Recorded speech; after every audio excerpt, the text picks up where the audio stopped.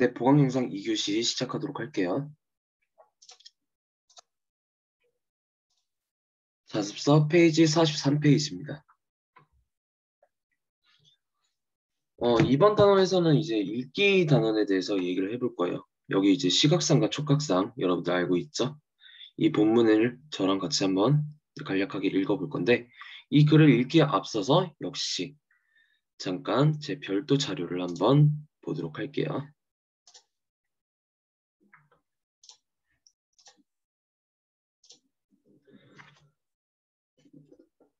자, 우리가 1교시 때 쓰기에 대해서 배웠다면 2교시에는 읽기에 대해서 배워볼 거예요. 보시면 조금 잘리긴 했지만 읽기 과정에 따른 읽기 방법. 우리가 쓰기 과정에는 몇 단계가 있었죠? 5단계가 있었죠? 계획하기, 자료 선별 및 수집하기, 그리고 조직하기, 표현하기, 고쳐쓰기, 공유하기. 이렇게 5단계가 있었는데 읽기 과정에는 비교적 간단합니다. 그냥 전, 중, 후라고 생각하시면 되는데 자, 여기서 중요한 거는 이 전중에 따른 읽기 방법이 중요한 거예요. 그렇다면 읽기 전중 후 각 단계에서는 어떤 읽기 방법이 있는지 한번 알아보도록 할게요. 자, 여기서도 뭐 여러분들이 새롭게 외워야 될 내용이라기보다는 그냥 오늘 제 수업을 들으면서 한번 이해하면 크게 이제 다른 시간에 크게 별도로 시간을 부여하지 않고서도 충분히 머릿속에 남길 수 있다라는 점을 말씀드리고 싶어요. 자, 일단 첫 번째 전 단계. 일단 읽기 전에는 그 글의 대략적인 종류와 글 특성을 파악해야 됩니다. 그러니까 글 종류라는 건 우리 쓰기에서 봤듯이 뭐 설득하는 글인지, 정보를 전달하는 글인지, 아니면 감정을 표현하는 글인지 그런 글 종류를 먼저 파악을 하고요. 그리고 그 글 종류에 따라서 적합한 읽기 방법을 찾으면 되는데 그 종류 및 특성에 맞춰서 읽기 목적을 재확인한다. 자, 이거에 대해서 조금 더 구체적으로 말씀드리자면 우리 위에서 여기 설득하는 글, 정보 전달하는 글, 정서 표현하는 글에서 간략하게 이 각각의 특징을 알아본 바가 있었죠. 그러니까 이게 읽기랑도 연결이 되는데, 그러니까 어떻게 연결이 되느냐면, 자, 만약에 내가 설득하는 글을 읽는다 쳐봐. 그러면 우리는 그 글을 어떻게 읽어야 되냐? 바로 주장과 근거가 있는지, 그리고 이 주장과 근거가 논리적으로 구성이 돼 있는지를 봐야 되는 거야. 글을 읽을 때. 자, 반면에 정보 전달하는 글은 뭐 당연히 알기 쉽게 설명을 했는가 이런 것들이 있고요. 그리고 뭐 너무 어려운 표현을 쓰진 않았는가 아니면 얘가 자료를 썼는데 이 자료가 진짜 맞는 글인가 맞는 자료인가 이런 것들을 파악하면 될 것 같아요. 그리고 뭐 정서 표현하는 글은 뭐 딱히 말씀을 드릴 필요가 없습니다. 그러니까 이게 중요해요. 설득하는 글이랑 정보 전달하는 글 파악하는 게 중요한데 설득하는 글에서 중요한 건 뭐라 그랬어요? 바로 주장과 근거라 그랬잖아요. 그렇죠? 이 주장과 근거라는 단어가 있으면 바로 설득하는 글이다 라고 알아두시면 될 것 같습니다. 참고로 이 시각상과 촉각상 이 글은 정보를 전달하는 글입니다. 뭐 주장이 뭐고 거기에 맞는 근거가 뭔지 약간 이런 걸 파악할 필요는 없어요. 아시겠죠? 자, 다시 돌아와서 읽기 전 하다 말았죠?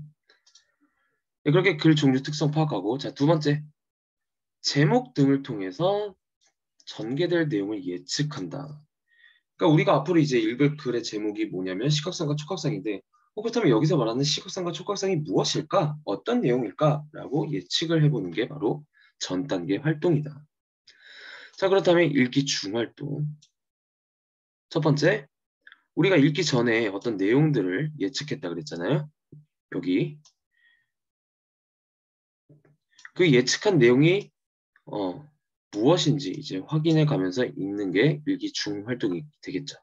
그리고 읽기 중에는 주요한 내용이나 궁금한 점을 메모하며 읽는 것도 방법이고 그리고 배경 지식을 활용한다. 글을 읽는 도중에 나 이 키워드에 관련된 내용을 알고 있는데 아니면 나 이 대상에 대해서 답사를 해본 적이 있는데 이런 경험이나 기본 지식을 떠올리는 것도 방법이다. 그리고 이 배경 지식 같은 경우는 읽기 전 단계에서도 활용이 될 수가 있어요. 뭐 제목만 일단 그 읽기 전에 제목만 딱 보고 나 이거 어디서 봤는데? 약간 이런 지식과 경험들을 떠올릴 수 있겠죠. 그리고 다음 관련 자료 및 모르는 단어의 의미를 찾아가면서 읽는다. 그러니까 모르는 단어 같은 건 그냥 지나치면 안 되겠죠. 우리 자소서에도 그 친절하게 그 용어 설명 다 돼 있잖아요. 따라서 여러분들이 이제 제 숙제를 하시거나 할 때 제가 항상 자습서와 제 자료들을 보라 그랬습니다. 그렇죠? 그냥 바로 푸시면 별로 효과가 없다 그랬어요. 그리고 다음 즉 글을 읽으면서 궁금해지는 내용이 있을 거예요. 뭐 예를 들어서 이 글만 봐더라도 뭐 초반부에 뭐 프로필이라는 단어가 나오는데 이 프로필이란 어떤 의미일까? 라는 질문을 만들고 그 자신의 질문에 답을 찾아가면서 읽는 게 바로 읽기 중 활동이다. 그 모든 답은 글 속에 있습니다. 여러분들 아시겠죠? 제가 다시 한번 강조드릴게요. 자, 다음. 숨겨진 내용 및 의도를 추론한다. 얘가 여기서 왜 이 내용을 썼을까? 물론 글 속에서는 이제 표면적으로 나오지 않는 경우도 있어요.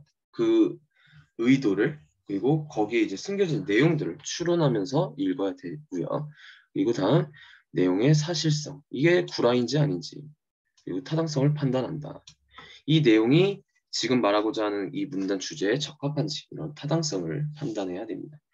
이 다양한 활동들이 바로 어느 단계 활동이다? 읽기 중 활동이다 라는 걸 기억을 해주셔야 되는 거예요. 각 단계에 맞는 활동들. 자, 그다음 읽기 후 활동. 뭐 새롭게 알게 된 내용이나 깨달은 점을 정리한, 즉 요약이라고 볼 수 있어요. 그러니까 요약이란 건 아무래도 이제 글을 다 읽은 다음에 해야 되는 거겠죠. 자, 그리고 네, 뭐 읽은 후는 일단은 뭐 메인 내용은 요약이고요. 뭐 굳이 또 말씀을 드리자면 음, 더 읽고 싶은 글에 대한 새로운 계획을 세운다. 이것도 다 읽은 다음에 하는 활동이 될 수 있겠습니다. 자, 어려운 내용 없다 그랬어요, 여기. 다만 한두 번쯤은 집중해서 읽어줘야 된다. 그래야 헷갈리지 않는다. 라는 점 강조합니다. 자, 그렇다면 다시 자습서 43페이지로 돌아와 보도록 할게요.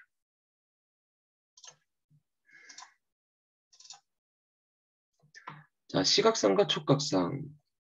부제를 보니까 보이는 것을 그릴 것인가 아니면 아는 것을 그릴 것인가 라는 게 부제예요. 자, 굉장히 뭔가 재밌을 것 같아요. 자, 가문단 한번 읽어보도록 하겠습니다. 자, 첫 문장부터 어떤 뭐 테르트라 광장의 화가들이 나오는데 이 화가들이 어떤 스타일의 그림을 그리냐면 죄다 여기 인물의 옆 얼굴만 담고 있대요. 네, 가문단에선 뭐 그게 핵심 내용이에요. 다른 건 뭐 딱히 자랑할 필요는 없습니다. 자, 그렇다면 남은단. 자, 이렇듯 대상의 측면 이미지. 아까 그 테르테라였나요? 테르테라. 거기 광장의 화가들이 옆모습만 그렸다 그랬잖아요.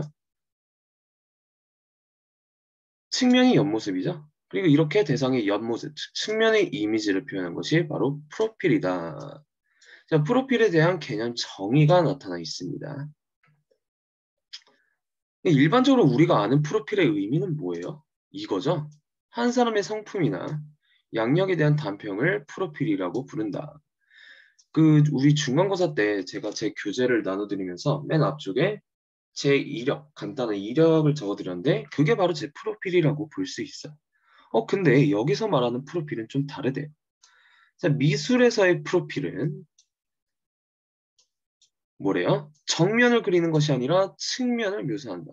아까 그 테라트라 그 광장 화가들처럼 이렇게 함으로써 인물의 핵심적인 특징을 뽑아낸 그림을 가리킨다. 그러니까 여기서 말하고자 하는 건 이거예요. 그러니까 정면만 그리면은 그 사람의 특징이 안 산다. 그 사람의 특징을 제일 잘 살릴 수 있는 그리기 방법은 바로 측면을 그리는 것이다. 라고 말을 하고 있습니다. 자, 그리고 제가 방금 말씀드렸던 건데, 자, 여기 한번 봅시다. 자, 프로필의 의미. 일반적인 뜻은 제가 아까 말씀드렸죠. 그리고 이 일반적인 뜻과 미술에서의 뜻이 다르다. 프로필이. 그런 걸 얘기해주는 내용이었습니다. 자, 다음. 서양에서는 중세 말에서 르네상스 무렵 이런 프로필 초상화가 많이 그려졌대요. 예, 그럼 이런 프로필 초상화는 뭐야? 정면을 그린 거겠어? 측면을 그린 거겠어? 그렇죠. 당연히 측면을 그린 거겠죠.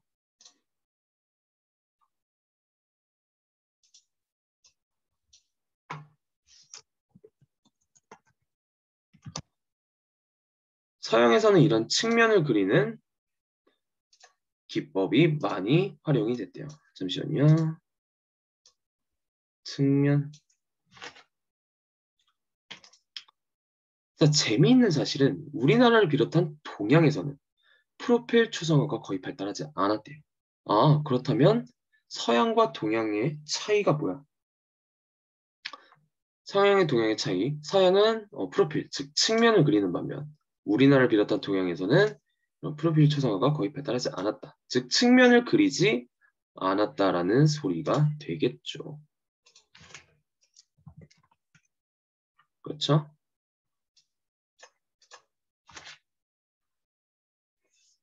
오히려 측면의 반대인 정면상이 주로 이루어졌다고 합니다. 어디에서?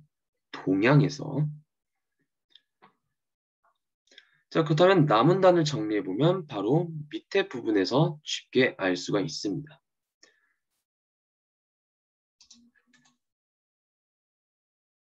여기 보이죠?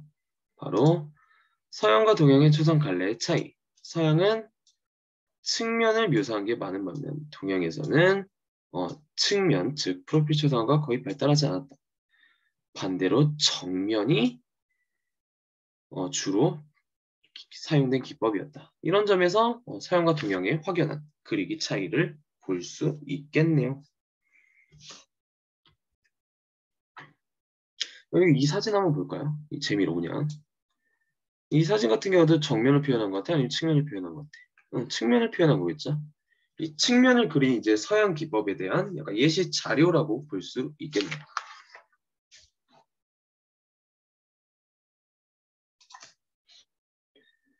자, 다음. 자, 다문단에서는 어떤 내용이 나온지 한번 볼게요. 자, 동물들의 이미지를 한번 떠올려 보세요. 자, 동물들은 정리를 해보자면 정면을 이제 강조하고 있나요? 동물들이 정면에서 볼 때 이제 그 특징이 잘 나타난대요? 아니죠. 일단 말 같은 경우는 옆에서 본 이미지가 가장 먼저 떠오르고요. 물고기는 어떻대? 물고기도 마찬가지로 옆에서 본 이미지, 즉 측면이죠, 다. 그리고 도마뱀은 위에서 본 이미지가 제일 먼저 떠오른대요. 이렇게 동물들의 특징을 정리해 보면 이 동물들은 제일 먼저 떠오르는 면이 하나씩 있다. 지금 여기 자소서에서 정리를 해주셨죠? 전형으로서 하나의 이미지면을 갖는다. 여기서 중요한 건 하나의 이미지면을 갖는다. 자, 반면에 사람은 어떨까?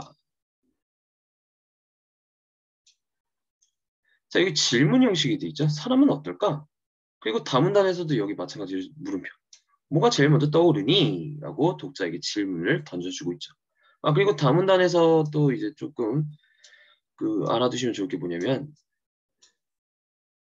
이 다문단을 정리한 내용이 뭐였어요? 여기 동물들은 전형으로서 하나의 이미지면을 갖는다. 그리고 그 예시가 바로 말, 물고기, 도마뱀들이었죠. 따라서 여기서는 예시라는 기법을 사용하는 걸 볼 수 있습니다. 예시. 여러분들 모의고사나 뭐 문제를 풀면서 이런 거 많이 봤죠? 다음은 뭐 정의를 사용해서 글을 전개하고 있다. 아니면 구체적인 사례 혹은 예시를 통해서 글을 설명하고 있다.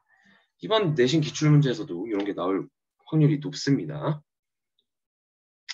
자, 다시 돌아와서 사람은 어떨까? 사람은 다른 동물과 달리 두 개의 경쟁적인 이미지면을 동시에 갖고 있대. 동물은 하나의 이미지면, 사람은 두 개의 이미지면. 그리고 그 예시를 든 게 바로 뭐예요? 고대 이집트 벽화인데 대형 박물관에 전시되어 있는 늪지로 사냥을 나간 네바문이라는 이집트 벽화를 예시로 들고 있어요. 그렇다면 이 예시는 도대체 뭐길래? 뭐 여러분들 위에 그림을 보시면 아시겠지만 물론 제 화면은 잘렸고요. 네, 책 보시고 계시죠? 거기 보시면 알 수 있듯이 얼굴과 다리는 측면에서 본 모습을 표현하고 있어요. 그림 한번 보세요.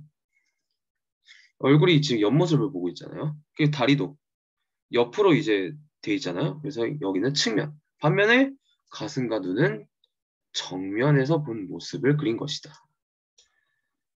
그렇다면 여기서 나타나는 이제 두 가지 면은 측면과 정면이라는 두 가지 면이 있는 것을 알 수가 있습니다. 왜? 그 그림의 대상이 뭐길래? 인간이니까, 사람이니까. 자, 그리고 마저 읽어보면요.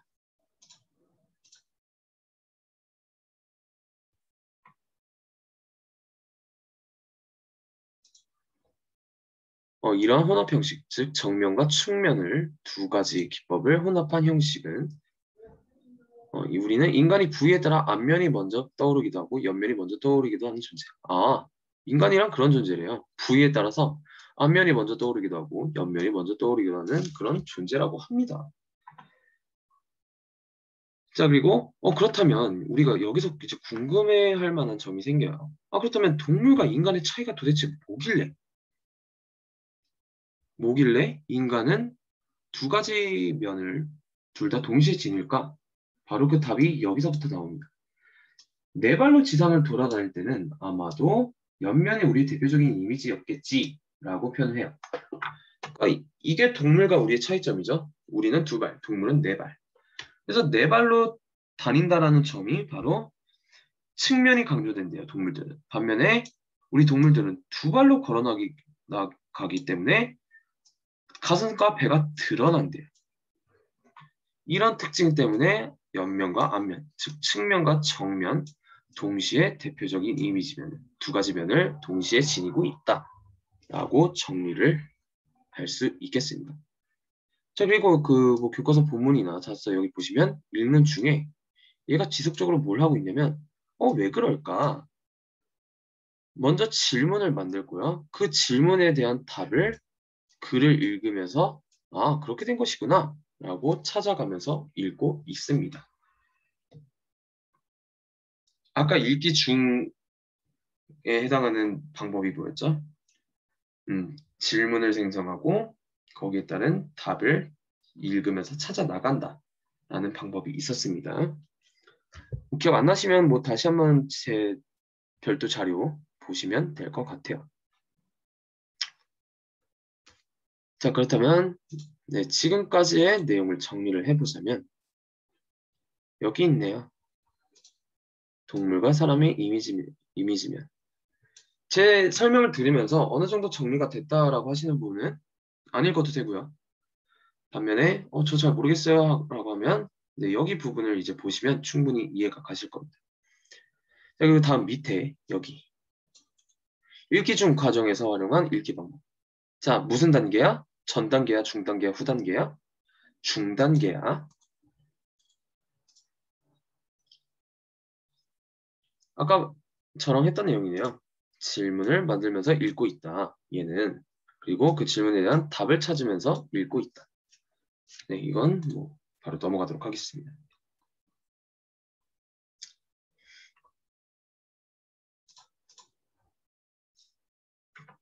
자, 마 문단 같이 한번 읽어볼게요. 자, 정면상이나 측면상은 이 가운데 어느 하나를 선택해서 그린 것이다.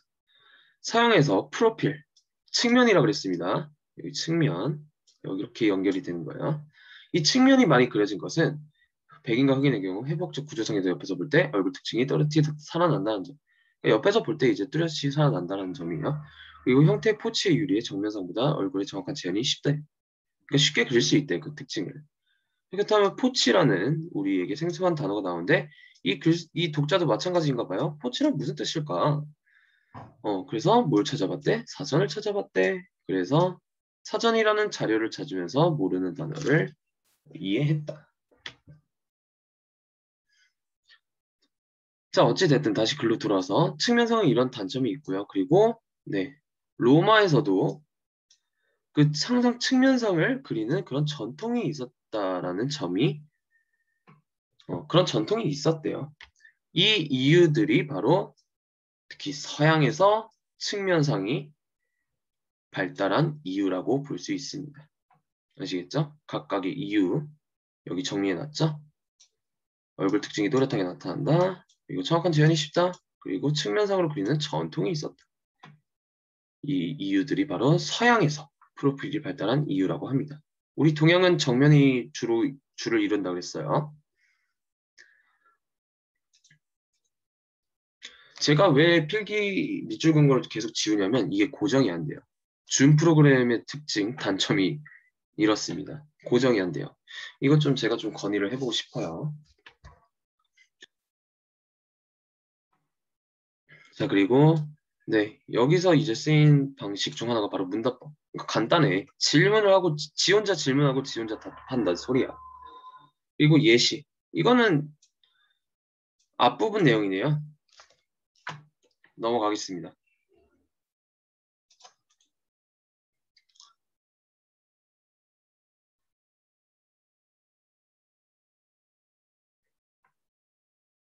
자, 반문단.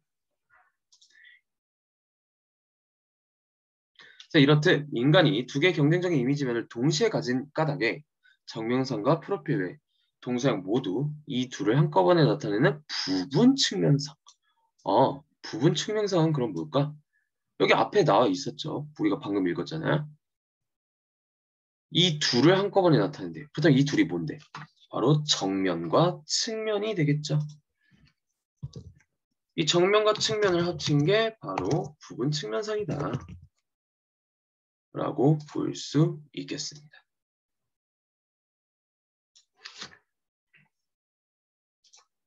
자, 그런데 흥미로운 것은 앞에서 보았듯 고대 이집트 벽화는 그런 자연스러운 방식, 그러니까 이 부분 측면상을 말하는 거예요. 이 자연스러운 부분 측면상을 표현하는 게 아니라 신체 부위에 따라서 정면과 측면을 편의적으로 봉합하는 방식을 통해서 인간의 두 가지 이미지면을 동시에 나타냈다는 점이다. 자, 그렇다면 여기서 이집트 벽화와 동서양의 차이가 알 수 있겠죠. 차이의 그 기준이 뭐예요? 동서양은 자연스러운 부분, 측면. 반면에 고대 이집트 벽화의 경우는 자연스러운 방식이 아닌 인위적인, 편의적인 봉합 방식이라고 정리를 해볼 수가 있습니다. 그렇죠?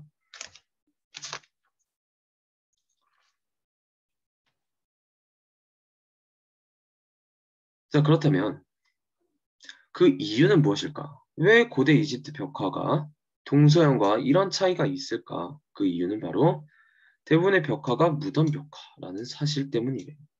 그러니까 무덤에 이제 벽화를 그리는 이유는 뭐 여러분들 읽어보셔서 아시겠지만 그 벽화의 모습 그대로 저승으로 간다라는 미신이 있다라고 합니다.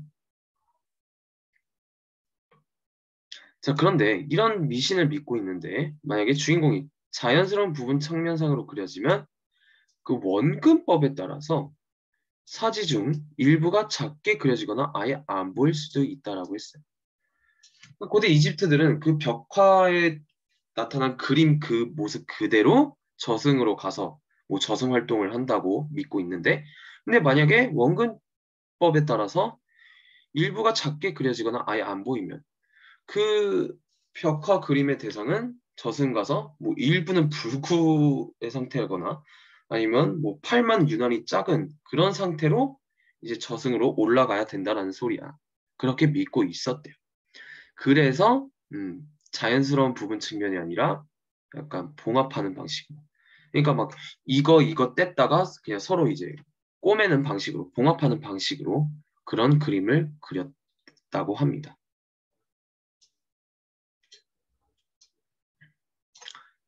자, 글을 읽으면서 선생님 저 이 부분이 잘 이해가 안 가요라고 하시는 부분은 뭐 단톡이라던가 아니면 댓글로 달아주시면 제가 최대한 빠른 시간 내에 답을 해드리도록 하겠습니다.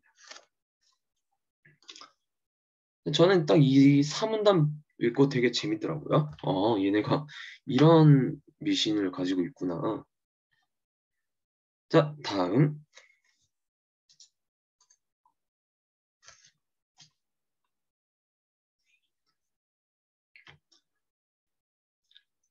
고대 이집트인들에게 인체의 일부를 작게 그려놓는 것은 이처럼 원근에 따른 불가피한 시각적 표현이 아니라 어? 시각적 표현이란 단어가 나왔네요. 우리 제목이 뭐였어요? 시각상과 촉각상이었죠. 아, 그렇다면 여기 이 시각적 표현은 원근에 따른 불가피한 시각적 표현이래. 그렇다면 이 원근법이라는 건 시각성과 관련이 돼 있구나라는 걸 예측을 해볼 수가 있어요. 혹시 모르니까 마저 읽어봅시다. 이게 아니라 실제 크기를 줄여버리는 것으로 느껴졌다. 그것은 불균형이요 파괴였다. 그들의 그림은 기본적으로 시각상이 아니라 촉각상. 아하. 이집트인들이 메인으로 여겼던 것은 바로 시각상, 원근법이 아닌 시각상이 아닌 바로 촉각상이었다고 하네요. 자, 그렇다면 시각상이란 도대체 뭐고 촉각상이란 도대체 무엇일까? 그 내용이 바로 자문단에 나옵니다.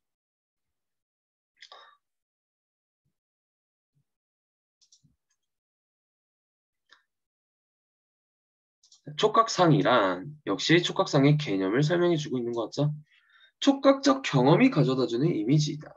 이를테면 동일한 종류의 사물이 앞뒤로 떨어져 있어서 한 지점에서 볼 때 크기가 달라 보여도 만져보면 같듯 사물의 객관적 형태나 모양에 대한 인식을 상으로 나타낸 것이다. 자, 예시를 한번 들어보면은 자, 어떤 사진이 있는데 그 어떤 사진이 있냐고 가정을 해보면 이런 사진이 있다고 가정을 해봅시다. 굉장히 이렇게 뚱뚱한 친구가 뒤에 있다고 가정을 해봐. 자, 그리고 마른 친구가 있는데 이 마른 친구는 비교적 앞에 있어. 자, 그렇다면 이렇게 앞에 있어요. 자, 이런 경우에 사진을 딱 봤을 때 일반적으로 크게 보이는 게 그러면 마른 애겠어? 뚱뚱한 애겠어? 바로 마른 친구겠죠. 그렇죠? 자, 반면에 근데 이제 우리가 깊게 생각을 해보면 우리가 그렇다면 얘가 크게 보인다고 해서 얘가 더 크구나. 얘가 더 큰 아이구나 라고 생각을 합니까? 아니죠. 물론 사진상에서는 얘가 더 작게 나와 있지만 우리는 누가 봐도 그 사진을 보고 얘가 더 뚱뚱하구나. 얘가 더 크구나 라는 걸 알 수가 있겠죠. 그러한 이미지가 바로 촉각적 이미지, 즉 촉각상이란 소리야. 이 가시죠. 자, 반면에 시각상이란 시각적 경험이 가져다주는 이미지이다.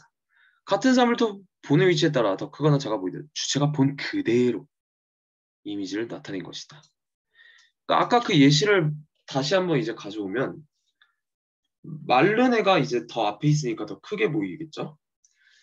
근데 시각상이라는 건 촉각상과 반대로 얘 지금 사진상에서는 얘가 더 크게 나타났네? 라고 떠올리는 이미지라고 볼 수 있어요. 그게 바로 시각상이다. 왜냐하면 여기 나와 있죠. 본 그대로 그 사진에 나와 있는 그대로 이미지를 나타낸 것이라고 했잖아요. 그런 까닭에 시각적으로 어떻게 보이느냐보다 실제 그 형태나 모양이 어떤가에 더 관심을 둔 이집트 벽화는 시각상보다 촉각상을 더 중시했다라고 볼 수 있습니다. 아까 말했죠. 이집트는 촉각을 더 메인으로 보았다라고 볼 수 있습니다. 자, 다시 한번 연결을 시켜드릴게요. 이집트 벽화는 촉각에 더 메인을 두었다라고 보실 수 있습니다. 자, 그렇다면 이 촉각성과 시각성을 정리하는 자료가 바로 여기 오른쪽에 있습니다. 자, 보시고요. 이건 개인적으로 보셔도 될 것 같아요. 바로 지우겠습니다.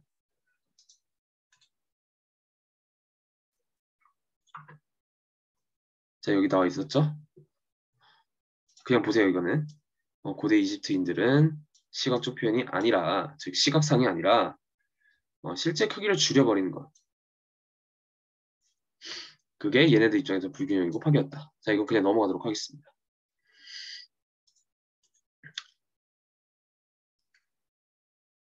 자, 차문단.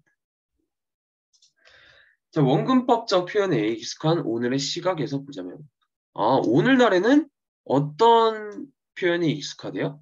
원근법적 표현. 이 원근법적 표현, 아까 시각상이라 그랬습니까? 촉각상이라 그랬습니까? 시각상이라 그랬어요. 기억하셔야 됩니다. 시각. 고대 이집트와 다른 점이죠. 오늘날에는 이 시각상이 조금 더 메인으로 보고 치중하고 있대요. 여기 나와 있네요. 오늘날에는 시각상. 아니죠. 네. 오늘의 시각에서 보자. 이전의 시각상보다 촉각상에 더 치중하여. 그렇죠. 오늘날의 시각, 죄송합니다. 오늘날의 시각은 이 시각상을 더 메인으로 보고 있고요. 그런 우리 입장에서 보자면, 촉각을 메인으로 둔 이집트들의 표현이 굉장히 어색하게 느껴질 수도 있다. 자, 하지만 모든 인간들이 일반적으로 사람들이 이미지를 표현할 때 촉각상의 기초한 형태 이해를 강하게 드러낸다 라고 합니다. 일반적인 사람들의 이미지를 표현할 때 촉각상의 기초한 형태 이해를 강하게 드러낸대요. 그러니까 오늘의 시각에서 보자면 어떻게? 그 이집트들의 표현이 어색하게 느껴질 수 있대. 왜냐하면 촉각상이 더 치중하기 때문에. 하지만 이미지를 표현할 때는 촉각상의 기초 형태 이해를 더 강하게 드러낸대. 원근법적으로 표현한 훈련을 따로 받지 않았다면. 그러니까 이 원근법적으로 표현한 훈련이 뭐야? 바로 시각상이겠지. 원근법적 표현이. 그렇죠? 자, 다음. 자, 일례로라는 단어를 보고 다음에는 어떤 사례가 나오겠구나 라는 걸 예측을 해볼 수가 있어요. 역시 우리나라만의 책거리 그림, 이게 사례죠. 이걸 보면은 책장이나 탁자의 앞부분과 뒷부분의 길이가 같은 경우가 많대요. 건물을 그린 그림도 마찬가지래. 자, 그렇다면 이 우리나라 만화 책거리 그림, 이 책장이나 탁자의 앞부분과 뒷부분의 길이가 같은 경우는 시각상이겠어, 촉각상이겠어? 바로 촉각상이겠죠. 그렇죠? 만약에 보이는 대로 그린다면 뒷부분의 길이가 짧게 그려져야 한다. 하지만 그렇게 그려지지 않았기 때문에 이 예시는 바로 촉각상에 속한다라는 거예요. 자, 이런 사례는 사람이 사는 곳이면 어디든 쉽게 볼 수 있는 현상이다. 자, 그러나 고대 그리스와 르네상스 시대의 유럽에서 철저히 시각적 경험에만 의존한 대성을 묘사하는 특수한 현상이 나타났다. 이 우리나라 만화의 책거리는 촉각상, 반면에 이 고대 그리스와 르네상스 시대, 서양이죠. 유럽. 이런 데서는 촉각상이 아니라 시각적 경험, 즉 시각상에서만 의존하여 대상을 묘사하는 특수한 현상이 나타났대요. 그리고 이러한 시각상이 서양 미술의 고유한 표현 특성이 되었다라고 합니다. 여기서도 일단은 그러면 동양과 서양의 차이점이 드러나 있다고 볼 수 있겠죠. 어떤 차이점? 우리나라 만화책거리 그림은 촉각상, 반면에 그리스나 르네상스 이런 서양 미술 같은 경우는 시각상이라고 정리를 해볼 수가 있겠네요.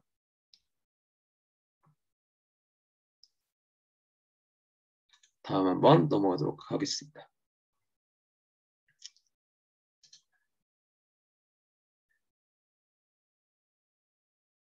자, 우리나라와 서양의 차이를 얘기한 그런 문단이었어요. 꼭 알아두셔야 됩니다.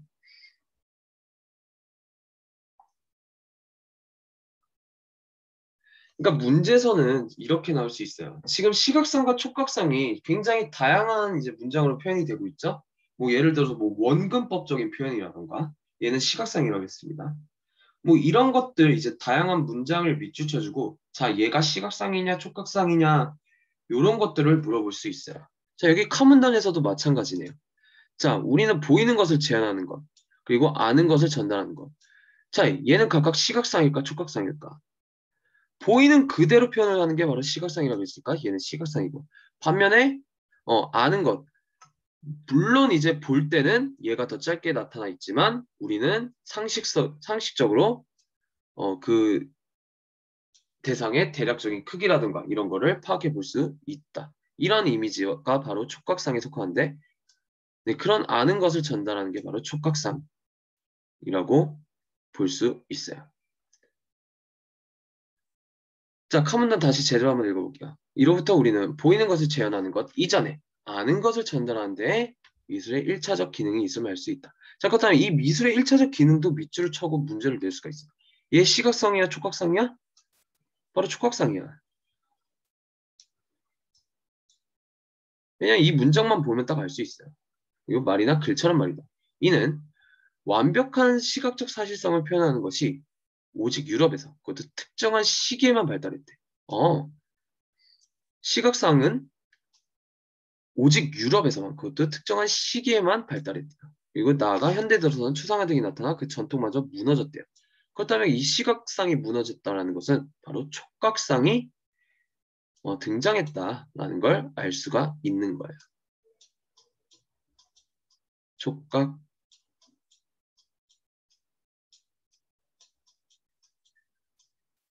마우스로 일일이 하니까 굉장히 불편하네.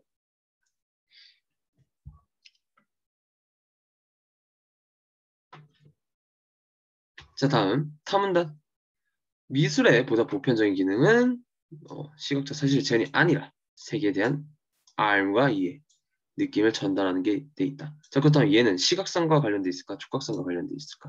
역시 촉각상과 관련돼 있습니다. 선생님 왜요? 자, arm이라고 했죠. 세계에 대한 arm. 자, 그리고 우리 카문단의 첫 번째 문장에서 아는 것을 전달하는 게 바로 촉각상과 관련이 돼 있다고 그랬죠. 이렇게 연결을 지을 수가 있어요. 이를 시각성 사실성에 의지해 표현하는 것은 그 전달을 위한 수많은 많은 방법 중에 하나에 불과한 것이다 라고 얘기를 하고 있습니다. 자, 그렇다면 이제 여기서 이제 이 카와 타문단에서 말하고자 하는 바는 간단하게 이겁니다. 자습서에서 정리된 바와 같이 여기 미술의 1차적 기능과 미술의 보편적 기능, 이게 시각이다 촉각이다? 바로 촉각이다 라는 걸 말을 해주고 있는 부분이었습니다. 자, 다음.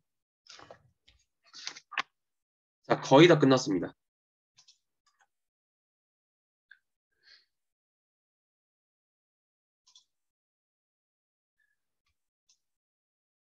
자, 고대 이집트 벽화로 다시 눈길을 돌려보자.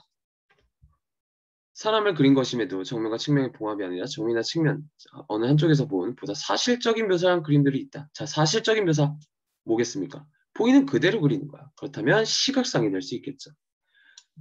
그 시각적인 이제 시각상을 표현한 그림이 바로 농부나 무희들을 그린 그림이래요. 정리를 해보자면 신분이 낮은 존재를 그릴 때는 시각상, 반면에 귀족처럼 신분이 높은 존재를 그릴 때는 촉각상, 신분에 따라서 그 그림 대상이 신분이 낮냐 높냐에 따라서 시각상으로 그릴 거냐 촉각상으로 그릴 거냐라는 게 바로 달라진다라고 합니다. 이것도 재밌는 사실이네요. 여러분들 이런 중간중간에 읽는 중단계 여러분들 꼭 읽어보세요. 한 번쯤은 읽어보셔야 됩니다. 그러니까 한 번만 읽고 넘어가면 그 다음부터 안 봐도 돼. 왜냐면 되게 쉽거든.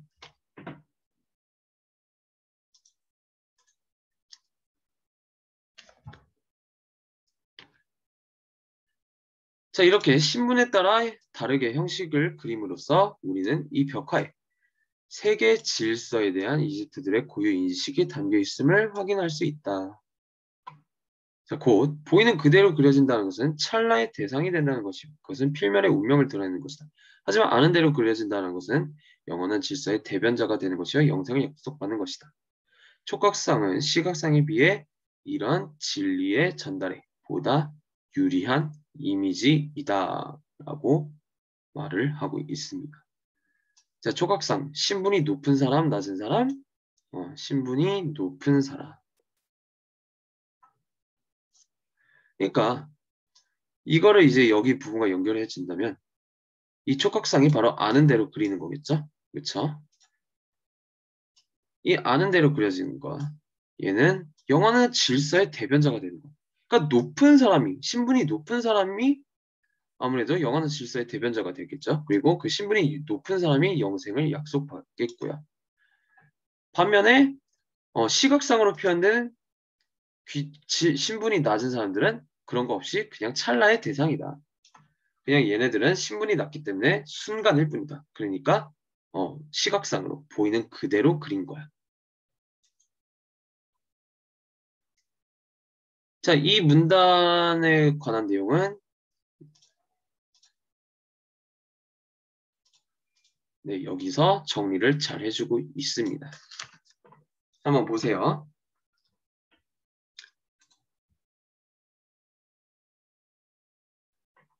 자, 여러분들 마지막입니다. 흔히 미술을 공간 예술이라고 하지만 그렇지 않아. 미술은 단순히 공간을 시각적 감각에 의해 파악하고 표현하는 예술이 아니라 공간과 세계에 대한 총체적 이해다. 그리고 그 속에서 벌어지는 각가지 사건들에 대한 우리의 인식과 사유를 다양한 조형 형식에 의존해서 표현한 예술이라고 할 수 있다. 그러니까 이것도 그리스래요. 이집트 벽화만 봐도 딱 알 수 있죠. 신분이 낮은 애들을 보이는 대로, 반면에 신분이 높은 사람들은 아는 대로 그림에 따라서 이 신분에 따른 인식을 이집트인들의 인식을 엿볼 수가 있었죠. 미술은 그런 기능을 한다라고 말을 하고 있습니다. 즉, 이 하문단 같은 경우는 우리가 일반적으로 미술에 대해서 어떻게 생각하는지 나타내고요. 그리고 그러한 통념을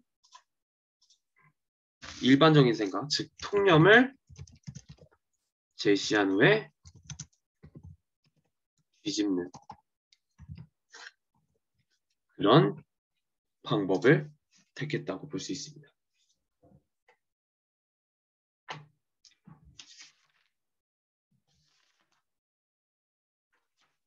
자, 이렇게 시각상과 촉각상 분석 마쳤고요. 그 다음에 이제 또 마지막 글이 하나 있긴 한데 이거는 굉장히 간단합니다. 정말 5분 안에 끝날 거예요. 좀만 더 힘냅시다. 이것만 알려드릴게요.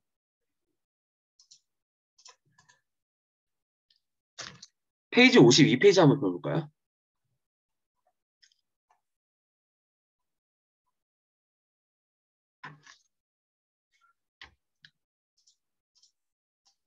저는 여기 이제 생각 펼치기 페이지 52페이지에 이제 가나 글 2개가 나오는데 굉장히 짧죠. 이것과 시각상, 촉각상 글을 비교하는 문제가 나올 것이라고 예상이 됩니다. 그 이유가 뭐냐면 우리 1교시, 2교시 때 글의 종류에 대해서 얘기를 했었죠. 설득하는 글, 정보 전달 글, 정서 표현하는 글. 아까 그 시각상과 촉각상이 정보를 전달하는 글이었다면 이 가글 같은 경우는 여기 왼쪽에 나와 있죠. 설득하는 글입니다. 자, 그렇다면 이 가는 설득하는 글이야. 그렇다면 이 글을 읽을 때는 우리는 어떻게 읽어야 돼? 아까 제가 보여드렸던 별도 자료, 연두색 별도 자료 한번 봅시다.